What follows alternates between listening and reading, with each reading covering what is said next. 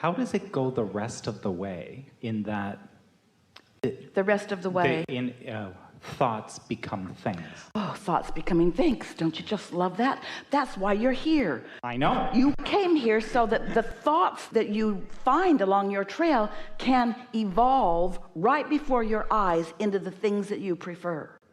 But so often humans don't let the thoughts that are in their vortex evolve because you're too busy looking at the things you've already got, which are opposite of the things you want. So as you said, you want to distract yourself from the things you've got so that you can allow the things you want. Okay, things I've got. I don't want to think about you anymore. You think, I don't want to think about not enough money. I'm not going to think about not enough money anymore because thinking about not enough money doesn't get me any more money, and I want more money, but I'm not going to think about not having enough money. But I don't have enough money, and most of the people I know don't have enough money. Hardly anybody has enough money. There's never been any money in my family. I'm doing it again. I don't have enough money. The bills come and it reminds me I don't have enough money, and I want to go somewhere and I can't go, and it reminds me I don't have enough money. So life keeps reminding me that I don't have enough money. So how am I supposed to think about having enough money when I don't have enough money? Well, you got to think about something else. You got to take money out of the equation for a little while, and that's not an easy thing in this environment where everything costs something. You just got to let the abundance flow to you. Well, how do you know you're doing it? You find snatches of feeling good. We're going to give you an analogy. You may have heard it before, and then we'll jump back into your question because this is a really good conversation that we're having for everyone, and we'll find some resolution to what you're reaching for. So think about being on a hill. Esther thinks about the one in San Francisco, the mini in San Francisco, where she's at this hill and she can see this roller coaster of a road going down into the bay. So put your car at the top of that hill and take the car out of gear and take the brake off, and then give yourself a lesson in physics and push your car just a little bit to see what will happen. Just nudge it a little bit. Well, pretty quick, you become pretty aware of what's going to happen with your beautiful car. So usually you come to your senses before too much momentum happens, and you step out in front of your car and you let it bump up against you, and it stops because you caught it early. But you wouldn't want to be at the bottom of the bay, bottom of the hill, trying to stop that car. You wouldn't stop it. Your action would not be enough to stop that momentum. Same idea with thought. You want to catch them early. If you've been listening to us for a while, in the Ask and It Is Given book, there's an emotional scale. And the emotions go all the way from despair and depression all the way to ecstasy and love and appreciation and some of everything in between. And right in the center of that scale is a word that Esther translated from what we meant at the time. The word was contentment. Today we're using the word satisfaction, but it's right there in the middle of that scale. And satisfaction or contentment is the point along the emotional scale. So let's say that you are in depression or despair and you release some resistance and you find revenge. Well, don't stay there because it'll get you put in jail. But revenge, you got to admit, feels better than despair. And anger feels better than revenge, and frustration feels better than anger.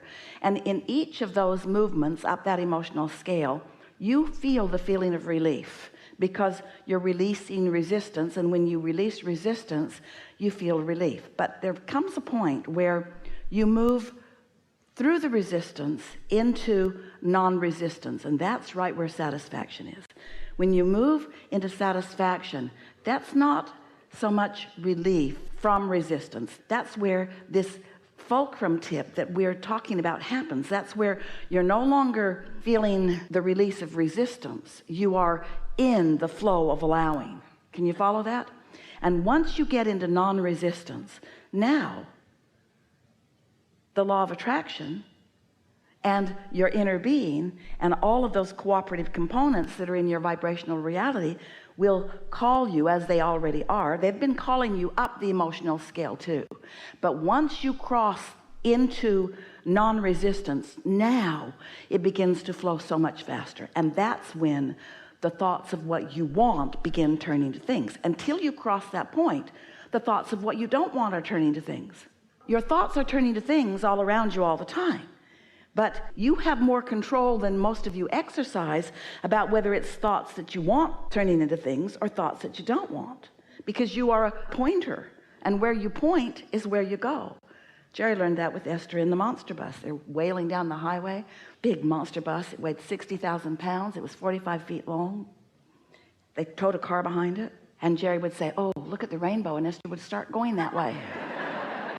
He learned pretty quick, only point at things that are dead ahead. Because you tend to sort of drift in the direction that you're looking. And so... Yeah. So it's from some formless vibrational place. What do you mean? Let's not devalue the power of the vortex that creates worlds. Some formless. Because calling it formless sounds a little lackful to someone who wants to turn thoughts to things. I've got this formless thing that I want to turn into something that's a form. Well, good luck with that. It's the essence. It's this nebulous mist of nothingness. Yeah. No, it isn't.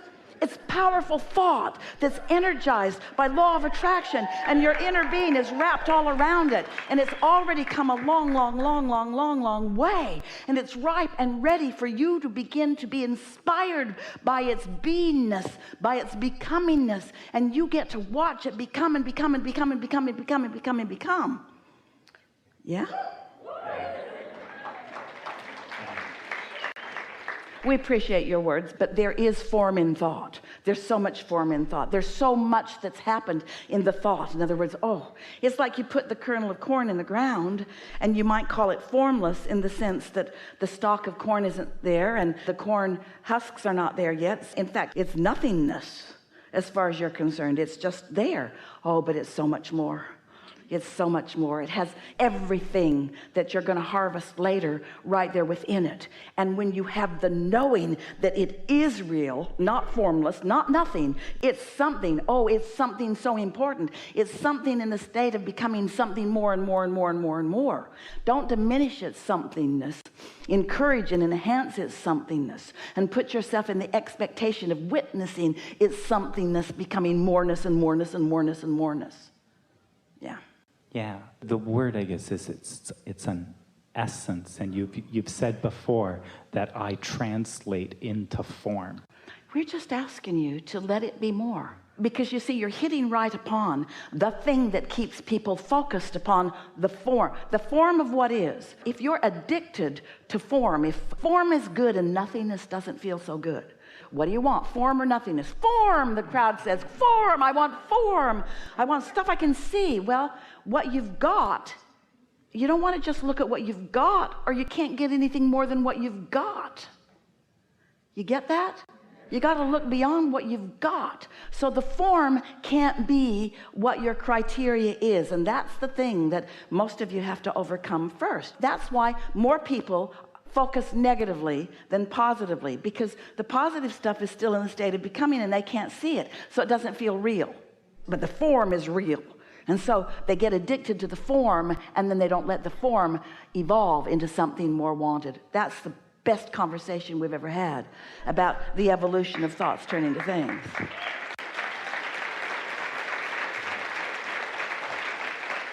So that took the effort out of, because I've heard the words translate into form.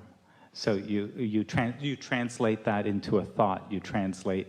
So you have a feeling, and I can't remember how you said it. Well, here's the thing. Your inner being has already translated it. We have this knowledge, and Esther hasn't been studying or practicing these words.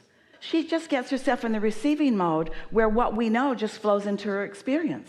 And that's really the way it happens. But humans, you've got yourself convinced that you have to have pain to have gain, and that your effort means so much, and you want to be measured by others, and you want to be enduring and vigilant and strong, and all of those things that people who want you to do things for them have convinced you that you need to do so that it'll go better. And so most people have put themselves so much in the effort mode, and it takes a lot of effort to try to overcome the resistance that you're offering with your effort. Talk about a self-defeating process. The very effort that you offer disallows you the energy that is the leverage of the energy that creates worlds. And then humans look at people who are attracting easily, and you think that there's injustice. That's not fair. Look how easily they attract, and look how hard we're all working. And we say, therein lies your problem. You're crossways of the laws of the universe. You got to start going with the flow of the path of least resistance. You got to understand that the path of least resistance is the path of most allowance, which is the path of most love, and the path of most knowledge, and the path of most leverage, and the path of most fun, and the path of most ease, and the path of most clarity.